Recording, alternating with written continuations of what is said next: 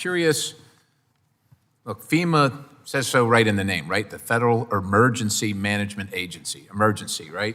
So I'm looking at this publication, FEMA Economic Benefit Values for Green Infrastructure. Benefit values for green infrastructure under FEMA, July 2022. And I see in here, under green infrastructure benefit categories, one of the benefits is property value improvement for, I guess, well, this is one of the things we're striving for. And I'm wondering, are heat islands, is that an emergency? I guess this is mitigation when we talk about planting trees, right? Urban trees here, I see, and we'll get into some of the questioning about the value of that. But is that an emergency, and how much money are we spending on that? We are, through our hazard mitigation grant program and our portfolio of grants, helping communities reduce the risk that they face. And so there's a number of eligible types of projects across our hazard mitigation grant portfolio. As you well know, many of our grant programs have a cost effectiveness requirement. So from the very get-go, when communities apply, we are looking at the benefit cost of the programs and projects that are being requested as part of the vetting before any funding is given to projects. So I get that. I guess among other things, when I look at urban trees, I see the total benefit if you talk about things including property value improvement, stormwater volume and quality, the cost or the benefit is $1,055.19. And of course, it's all broken down here, but I do wonder, and I think the people paying the taxes wonder how you derive that benefit, number one. Well, maybe not number one. Number one is how is this an emergency? Like an emergency, something, you think about a disaster. I mean, if you live at certain places, flooding's probably an issue that you can anticipate. Hurricanes might be an anticipated emergency, wildfires. You can go through the list of things. Heat island, well, let me ask you this. How is FEMA mitigating emergencies and disasters by planting trees?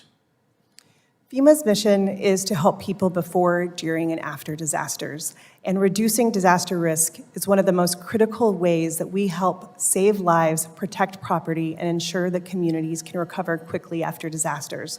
The types of events that communities are facing is changing dramatically. We are seeing heat domes, we are seeing wildfires, we're seeing flood following fire, a whole range of types of disasters. And the approaches to reducing disaster risk are varied. For instance, you've brought up trees and nature-based solutions. We are seeing that in communities across the country that there's a differential in heat depending on the topography.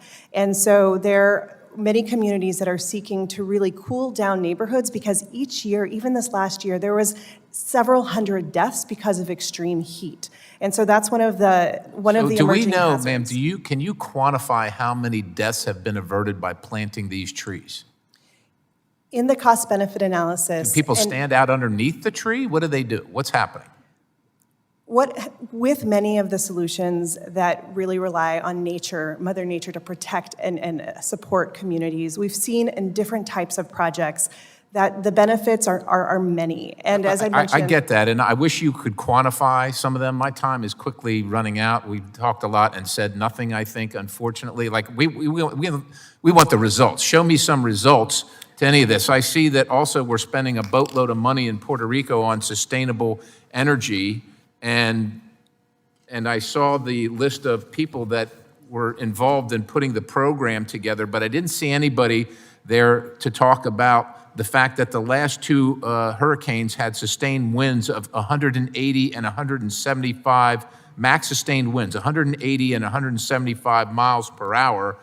I've got a study here that shows the impact on solar panels begins at 56 miles per hour. And that's not to mention hail. I'll ask that this be entered into the record, this study. It seems to me we're just blowing money that we don't have while FEMA asks for more. And then finally, I look at the distribution of the BRIC funds state ranking. I've got DC here with 3 disasters, a declaration, including inauguration, like that's an emergency we didn't see coming apparently. Meanwhile, you got Mississippi with 21.